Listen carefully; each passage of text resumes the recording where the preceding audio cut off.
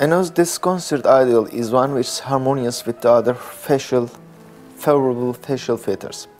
Our perception of beauty helps define what makes an ideal shape for a female or male nose. There's always a bit of an artistic element to this, thus the ideal cannot always be boiled down to simple lines or angles and numbers alone. However, artists and plastic surgeons alike can devise some guidelines or proportions that represents the aesthetic ideal by studying beauty and faces that are universally thought to be beautiful. Artists have long made studies of beauty and aesthetic proportions, and today plastic surgeons must similarly understand beauty in order to make changes that can enhance their patient's beauty. A patient who comes for a nose operation to our clinic is examined carefully. The photographs are taken, and we use mirror imaging program for the postoperative simulation of the nose. This part of the procedure is very important because, in my opinion, this simulation should be performed with the patient, together with the patient, not on a simple picture sent by an email to us.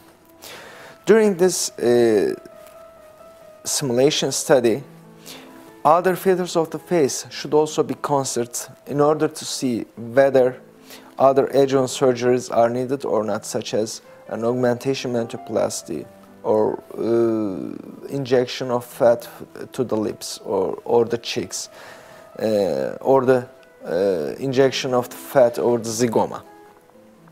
For the patients who come to Istanbul for this kind of operations, I prefer to perform the operation next day after I see them at the initial examination. A simple nose operation, which includes the airway problems and aesthetic operation of the nose, takes 1 to 2 hours. All of the preoperative tests are done at the day of the surgery before the operation. And after the operation, it's not uncommon that the patients have some edema and ecchymosis over the eyes. But there will be no pain after the rhinoplasty. The splint over the nose, if there is any, will be removed 3 days after the operation. With the new techniques, it's not needed to keep the splint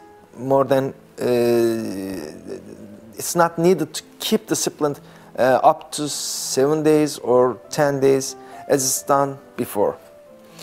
At the 6th day of the operation, the stitches and plasters are removed and there may be only some slight edema over the face, and the patient is allowed to fly back to his or her country at this day. We can arrange the hotel accommodations and airport, hotel, hospital transfers if it's asked.